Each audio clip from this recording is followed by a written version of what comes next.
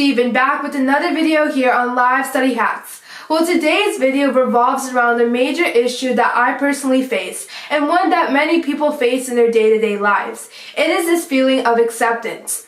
I know that many times I ask myself if I ever belonged, or another common one is, what am I supposed to do with my life? It is these sudden identity crises that we often experience in every stage of our lives, whether we may be teens or adults. I heard this story from a Yale alumni that talks about going to a college reunion. I found that almost 80% were unhappy with their life because they believed that they were not fulfilling their life purpose. And you can't blame these students because when they were in college, they were studying to their maximum potential. At Yale, these people felt so happy because they were doing things for their joy and they just loved learning the ups and downs originally. They did not feel like they were wasting their time during their years of college. However, the 20% that were actually happy later on in life learned to ask themselves certain questions, and these are the questions that we're going to be going over in today's video. There are over 150,000 books on Amazon about finding your purpose in life, but to make the information super clear in today's video, we're dividing this video into two parts. The first one will be looking inward, and the other one would be looking outward. The reason we'll be dividing this video into two parts is because looking inward allows you to reflect on your life and find out what you're good at. But however, if you're not going to impact people with it, how are you going to find that true happiness within yourself? So in today's video, I wish to give you guys some possible insight into how you all can have some sort of direction in your life to find your fulfilling and meaningful impact in the world around you. But before we begin, please make sure to like and subscribe to Live Study Hacks to help support the charity of incarcerated parents. Thank you so much for your love and support and the feedback that we're getting to improve the content of our videos. I cannot be doing this without your help and guidance, and I really want to thank you for all the support that I'm getting. So let us get started. So the first thing we need to do is to look inward. It's in its most simplistic form, and how we're going to be looking at it in this video is making sure that everything in your life that is controllable to you is going well in your life. I will be perfectly honest, this can be hard. Sometimes some people are masters at sticking to certain habits and routines, and that's why they become so successful. You must stick to your routines. So I would advise you to start, doing things that are in your controllables by cleansing. Being clean and fresh is an important vital thing that we must all have. You must make it vital for yourself because even though life challenges are presented at you, you will know that at least you smell good and took care of the things that you had to do, like a clean house. The next step is to organize the space around you, and make sure you deep clean. The space you occupy is an extension of yourself. If you're disordered, that means you are too. So get to work, pick up your things, and start getting organized. As a result, you have the energy to get your life together if you make sure yourself and your surroundings are clean. Speaking of energy, try to add the workout as a part of your routine because sweating and getting your blood pumping gives you the constant energy that you need in your life. After you get your daily activities under control, you must monitor your expenses because giant corporations are trying to get all your money. I know a lot of us high schoolers have part-time jobs that we are part of. So monitor the way you're spending your money and have this life-saving plan or maybe money towards college that you want to save up for. Check your balances daily and make sure you know what you're spending is really worth it, or any other aspect of your life. Do not get tricked by this world. This leads us to another question we must ask yourself, which is closely related to the last tip. What are our external problems? What are we dependent on? Whether it's these bad things like drugs, alcohol, or social media addictions, we should turn off notifications and follow certain accounts on Instagram that lower our self-esteem. If you want more information about removing distractions and really bad habits, please check out my Don't Mean Detox video that goes into depth of a 2-week process in which you can remove all the bad habits, whether it's YouTube or social media, so you can fully cleanse and get back to your work. Before we get to the second part of this video, I want to quickly talk about the importance of habits and routines and how they can really change your life.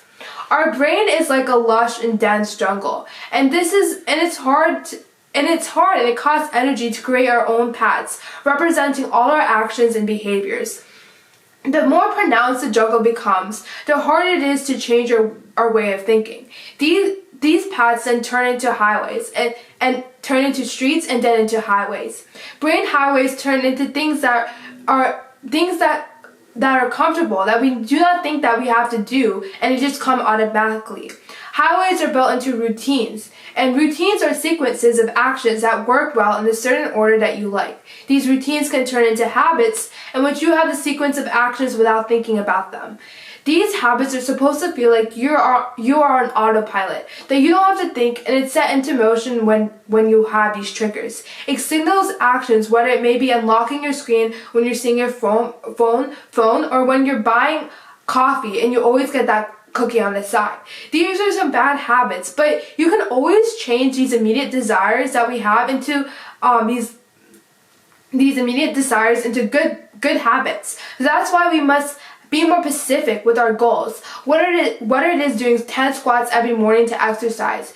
If you instill these habits in your routine, it makes you feel accomplished. It will not be easy. However, you can do things like listening to your favorite podcasts while working out. But remember, change is a direction. Change is a direction. So building a routine is essential in changing your life. If you make sure that you kind of do things that you enjoy with instilling your habits, you can see this change in the direction that you want in your life. So we reached a part of the video where we have to face the world and venture forth. The world right now is designed for us to stay at home. We really do not have the need to leave our houses, but as teens, we have to live outside. We're designed to get up and feel the sun shine on our faces. We need to seek relationships and community with one another.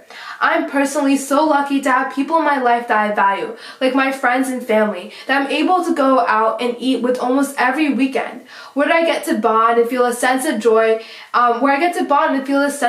in my life. So this comes to the second part of this step, and looking outward by strategizing and finding direction. We must plan, and this is where I'm going to start revealing these questions that I mentioned at the start of this video. But before I do that, we must strategize the reason, and we must kind of understand why it's so important that we have to plan. Because if we look throughout history, military operations, political organizations, and major corporations all had to plan to reach the success that they had. If you floated around without any strategy, you were often laughed out of the door. So you must develop a strategy. So how much we as teens and young adults develop these strategies, and these start with the 5 questions. And the first one is, who are you? And this is the most simple question. This is just your name. So in my case, it would be Rachel. And then what do you do? This can vary from person to person. Whether you like to code, or you love finance and money management, writing or singing. Find the one thing that you excel at and that is your life purpose. Next question you must ask yourself is, who do you do it for? It can be a family, a friend that you value, or it can be your target audience. Children, teenagers, or adults. The more specific that you have it, the better. What do people want or need? Whether it's motivation, people want a motivating individual, or someone that empathizes with their problems, or that loves and supports them. How do the person with your activity change and transform? It's a happiness or trust in life to help others love themselves are examples that fit into these questions of how your activity helps other people. What is extremely important in asking yourself these questions is because 2 of these questions are about yourself and the other 3 are about other people. This formula forces you to be outward facing because they force you to serve and ask about others' needs in your life. Because if you make other people happy, life will take care of you. I experienced this full time as a student in high school. I was able to volunteer and serve the members of my community every Sunday working in the cafe. Just simply washing dishes and helping prepare food gave me a sense of joy and purpose.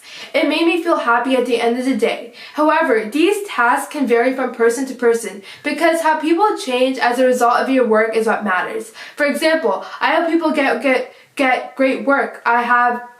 I train entrepreneurs and allow them to have creative action or to help children dream while I write them these children books. These are some examples on how your work impacts other people. Instead of saying your occupation, you can have more interesting conversations with people if you tell them about how your work impacts others. This is your own personal elevator pitch. It allows you to answer these daunting questions of what do you do, because it forces the other person to ask you how and allow you to share your life purpose instead of just telling people, oh, I'm a doctor or oh, I'm a lawyer. You have to figure out how it's impacting other people.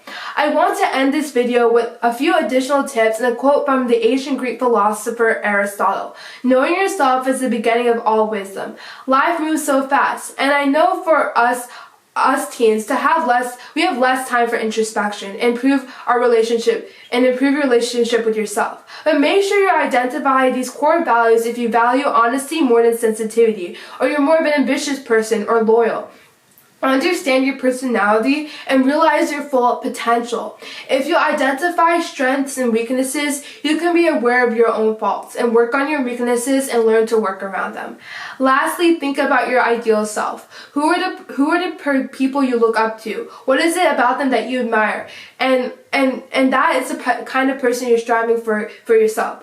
But before we close off, I would like to end this video with this quote. Discovering self-knowledge can lead to self-acceptance and self-growth. So that is it, you guys. Thank you so much for the love and support that we're getting from this channel. Like always, please make sure to like and subscribe to this channel to help support the children of incarcerated parents. Well, I'll see you guys next time. Bye!